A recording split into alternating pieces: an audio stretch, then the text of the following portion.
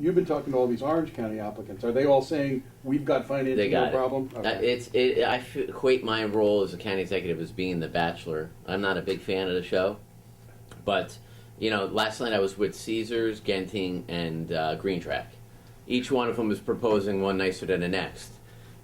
Some people, even legislators, are asking me, and some towns are asking me to pick one or pick two, but I'm increasing my odds. At the end of those shows, nothing ever goes really well. No, I know.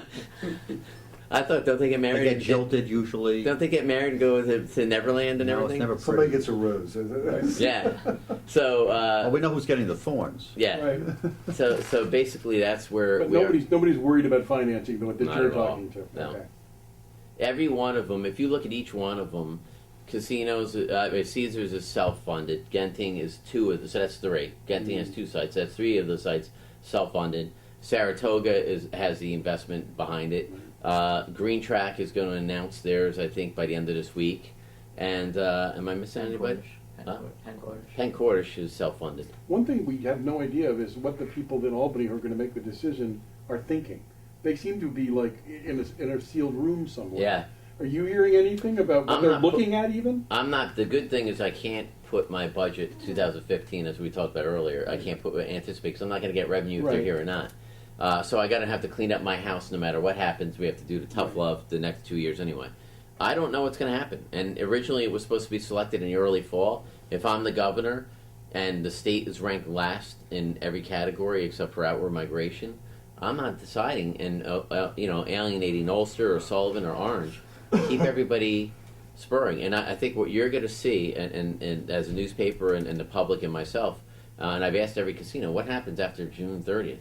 They say a massive media war or promotional war, So I think the advertising department of this newspaper will do well, and the radio and TV, and I think it's going to be good. Yeah, they're all talking to us already. In a year from now, we'll be talking about how the construction's progressing on two sites. Is any of the people sites- of the two Orange sites in County, Orange are they concerned about the environmental? Do I what? 2 sites in Orange County? I believe Orange. At the end of the day, my gut tells me one will be in Orange, one in Sullivan. Okay. And it's funny because in January you said, when did this all happen? There was rumors out there, credible rumors, of a Sullivan Ulster pack. Let's kick Orange County in the you know whats. And now all of a sudden to see a reversal, having 9 proposals, 6 of them in Orange County, and now having the opposite proposals floating around out there. Why don't we do an Orange Ulster Right. pack or Orange Sullivan pack? Right. At the end of the day, we all get along. We're all going to benefit. People were complaining yesterday. We talked at the Caesars thing. What about people from Connecticut? You're going to have people in Connecticut working here. So what? You're going to have they're going to hire 3,000 people. They're proposing. So let's say be conservative. They're going to hire 1,500 people. They're going to have 1,500 people come from the town of Woodbury. Is it 1,500 construction workers unemployed in Woodbury? So there's enough work around for everybody, and I think it's going to be fine. Are any of the developers that are vying here in Orange County, are they concerned about whatever the state's guidelines may be for getting environmental approvals for wherever they are proposing to go? I honestly believe that when we get to the good thing about the governor's race being a little bit tight or non-tight, whatever you want to look at it, at least it's gotten his attention, is that it buys us more time to get those approvals. They're going to know your application on June 30th does not have to have all the final things with the shovel ready. So it's unfortunate for the 2 upper counties, and it gives us the time to finish it. But Right. I believe if you have any one of our applications that isn't significantly shovel ready by the time the decision's going to be made, they're going to lose their standing, because it's financially it's going to kill them. They got to pay $50 million if they get selected. This is what's going to happen. They're going to say, Ken, Chris, congratulations, your 2 companies are selected. Pay me $50 million in addition each. In addition, I got a $60 million bill to fix the Harriman toll plaza. And you're going to give me 20, you're going to give me 20, and I'm going to have the Thruway Authority pay for the rest. Yeah. So there's a lot of pressure on these companies, and that's why it's also heads into the financing for Sullivan and Ulster. They're already reeling because of Orange County's profitability numbers that the state put out. We didn't put out these numbers. State put out a casino in Orange County is $1 billion, and a casino in Sullivan or Ulster is less than $500,000 each. That's what's hurting these financial institutions. So when you go to sell, hey, Ken, I need a loan. This is my situation. That's what the must people say. And Exactly. They know money. Yep. They're pretty big there. And then when you finally get out of paying back your creditors for building a new casino, New York City goes online. 7 years, is it? 8 years. 8 years. LaGuardia. Yep. As it stands now, you have a contract. We have a contract. Now that was extended, as I recall, kind of unilaterally several times. Unilaterally every time. Is it coming up again? Or It's is it not extended coming up forever? again, but the contract simply says this, and I'll yield on him if he needs it. It basically says, we provide you sewer, you got 2 years to get this thing approved. If you don't have approved, we take it back. Right. We have now begun to start the process to get that sewer. I believe the sewer, I honestly, even when I was supervisor back there, that's why I didn't sue, or my town didn't sue the county. I believe that the sewer ran with the land. There was Right. 1,000 men living there, homeless men living there, and 350 caregivers and staff a year. They had plenty of sewer allotted to that site. Something happened on the way to the forum that now they have zero sewer, which makes no sense to me. So we're going to start the process anyway. We're going to do it the right way, which was criticized. There was open for criticism. They should have had the secret process. So we were going to do that. Mountco, I don't know if they're going to get approved with 700 units. Those two communities, and a guy that represents one of those communities, the 700 homes is just not palatable to either town board. Now, will he pull out if he can't get 700 units? If I was him, and I've talked to him when I was supervisor, said, would you consider an office park? Yeah. And to his answer was, look, I'm a housing developer. Right. I never did this before. I said, look, it's time to change. Is this costing him money as he waits? No, No. he's got the contract of the stars. Ask, the And you have 12 million that you're not earning interest on, or something like that. Yeah. So I mean, at the end of the day, some people around there are happy to see nothing going on there, but that's not gonna. It's not a long-term viable Right. thing, and it is a concern of mine just the way it is right now, Ken. It looks like a site of The Walking Dead. Right. You could literally film the next segment of The Walking Dead there. Broken windows of an institution that may be a jail, maybe a college, maybe a dormitory, and who knows. And it's a shame. So it is a priority, and it is a prime, I believe, commercial project. So when you got a guy like me that has a history, okay, February 08, it's closed. Nobody wants any residential units on there. They were cool with the college, but not the residential part of it. They don't like the 700 mix this, that, and the other thing. So why don't we do something commercial there? Right. So can I just add to that a little bit? Yeah. So let me just make sure everybody understands what the last Diana extension did, because I read the contract, and okay, we can put them on a shot clock. I read the first extension, okay, second extension, third. It's got up to the 9th or the 11th extension, and this is what the language says, and it's serious language. We, the county, don't put the developer on a shot clock to get the approvals until 2 years expires from when we give them a written guarantee of sewer. So we've got to say, I'm sorry, I said the little off. We give you a written guarantee of sewer, you've got 2 years to get your approvals. Now, why can't we give them a written guarantee of sewer? Well, because there's all this lead agency stuff going on between the town of Chester Town Board and the town of Blooming Grove Village Planning Board. So under seeker, because there's already lead agencies selected, that's essentially tied the hands up. And because my predecessor and the former county executive put the shot clock on that doesn't actually start until we give a written guarantee of sewer, we're stuck. So why won't Chester say, like they used to, well, gee, you have the sewer capacity, we had 1,000 men living there, there was sewer, why can't we allocate that sewer? Well, Chester's grown. One of the ways my client kept taxes down, he didn't say it, is he grew the economy in Chester. He grew the tax base there. Chester's grown. That's a good thing. So all the Chester officials are now saying, I don't know that we can guarantee that same sewer that we gave, when it was operating. So what to do? One of the things we're doing right now is we're looking at the Harriman wastewater treatment plant to figure out if there's a way of growing the amount of capacity there. We can go back to Chester and go, hey, look, we can allocate this new capacity to you, and you can give it to Mountco. At least we can put Mountco on the shot clock. But at this point, we haven't been able to put them on the shot clock. So how do you upgrade the capacity? Well, you got to go to the DEC, and you've got to go to them and say, hey, look, we can actually treat more than we're treating now. Or you build an addition.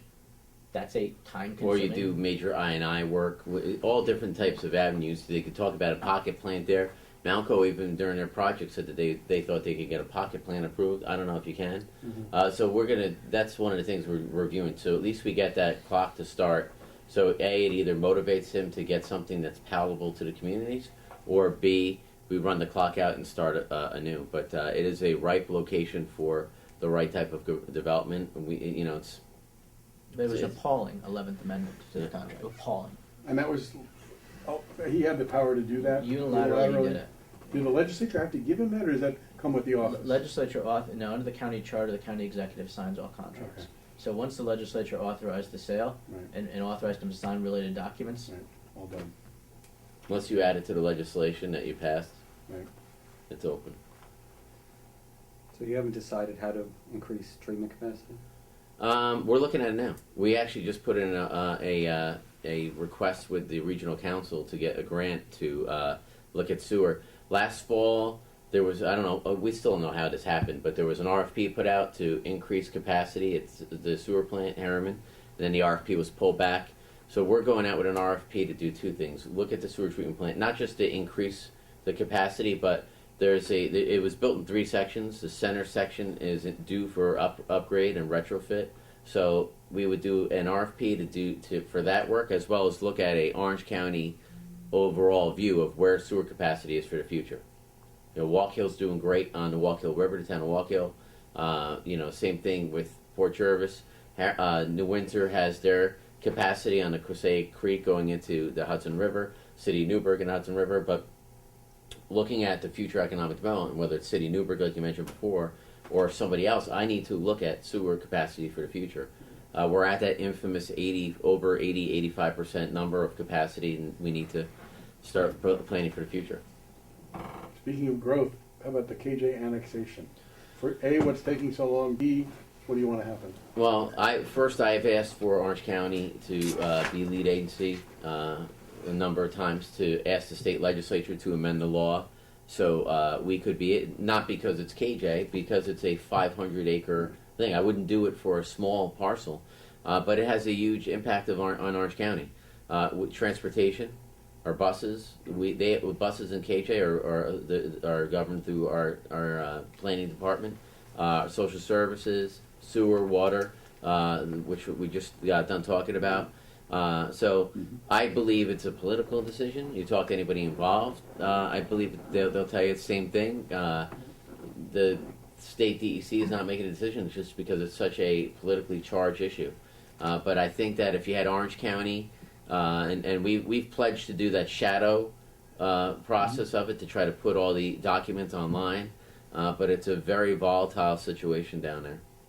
We've even, before Ed Murhoff was fired, the Monroe Woodbury superintendent, we were talking about going in halvesies, so to say, on the hiring an outside consultant to follow that process. So the public has input if they feel that they're not getting input. The FOIL documents, which people are complaining are not being responded to, are publicly listed on our website and available to the public. But I think on a project this big that they should give somebody on the outside the lead agency status. DEC, Orange County. Do you think it makes sense for KJ to annex that I think property? it's a real. I think that it was really poorly. It could have been handled a lot different way. They should have been working together. But the whole instance with the village relation, the town of Monroe relationship. I'm very good friends with Jimmy Purcell from the village of Monroe.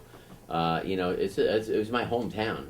I was born on the grew up in the Chester Monroe border. Went to Monroe Woodbury High School, but there's some major issues in Monroe. You go down, and I had Barry Cheney, the new legislator from the village of Warwick. You compare the village of Warwick to the village of Monroe. Village of Warwick, you can't find a place to rent or buy to open a shop. Monroe has a lot of for sale or for lease signs. That's not healthy. And it's a volatile situation with the religious issue there. We're going to do a prayer breakfast, and I want to start taking things out in the open, maybe public hearings, public meetings, to talk about these issues, because I think people across the board are concerned about what could happen here. Law enforcement, the public, people's property rights, people's property values. Yeah. So I think 500 acres is a very aggressive, and it's really a change the dynamics of southern Orange County. Was it Doles who said they should take the 500 in the village and make it into a small city? I think. He might have said it. Does that make any sense? What I said, I don't know about that. Yeah. I really don't know, Ken, because it's got a lot of there's a lot of impacts when you change to a city as well. Yeah. But what I suggested was, if it was smaller, and they own the property. They own property, in the community owns a property in Woodbury and Blooming Grove too. I mean, this is just a thing just waiting to happen.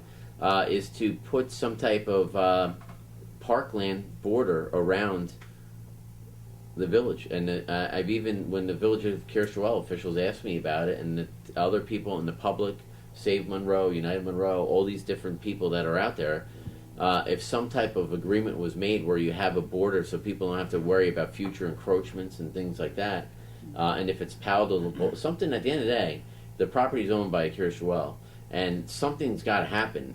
So this ignoring or the pause button that was pushed on this right now just to get through probably the election season because it's so politically charged. At the end of the day, something's going to happen there. Right. So the same thing with going back to Camp LaGuardia. Just because it hasn't moved doesn't mean that's the way it's going to be forever. The deer and the antelope are not going to play on that 180-acre parcel forever, or 200 plus acre parcel forever. Neuhaus proposes petting zoo. Yeah, there you go. We'll do that. 200 acres of it. But so at the end of the day, there's only so much time you have to kind of, it's basically being ignored or put on the side. What's your preferred government center option in there? My preferred, I ran and I got criticized even from my own team for saying I would prefer to build new. That would be one, or to continue to lease or buy. I think it's just too complicated to jump through all these hoops and the inefficiencies. The thing that I look at it are two things: costs, and once we heard about the SHPO thing, all the professionals involved said, this thing's going to leak when you cut the ribbon on this in 2 years.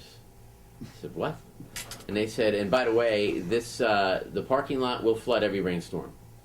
And in the wintertime, you're going to have to salt and sand it every day. It's going to be an ice skating rink. So it goes back to, and I say, why the hell are we here? And that's what goes back to the question, what would you do if you were a business owner or homeowner? Why would you do this? So if there's a guy, and it's historical, and there's a guy or organization out there that wants to buy it, I believe what you'll see in the near future, very near future, is the legislature and me, or probably me with the legislature's blessing, putting out an RFP to sell it. Maybe putting out a new RFP for engineering work if we're going to build new, because I can't use the existing engineering contract because it says engineering contract to fix all this stuff. Right. So it's a fundamental change in that contract. And then you'll see the other. So the other thing is, I look at it for the future of my kids and grandkids. If you build, let's say, 100,000 square foot building right now, brand new building, you can put the ability that you can add an addition on that property in the future. The secondary thing is the courts. If you can't fix the government center as it is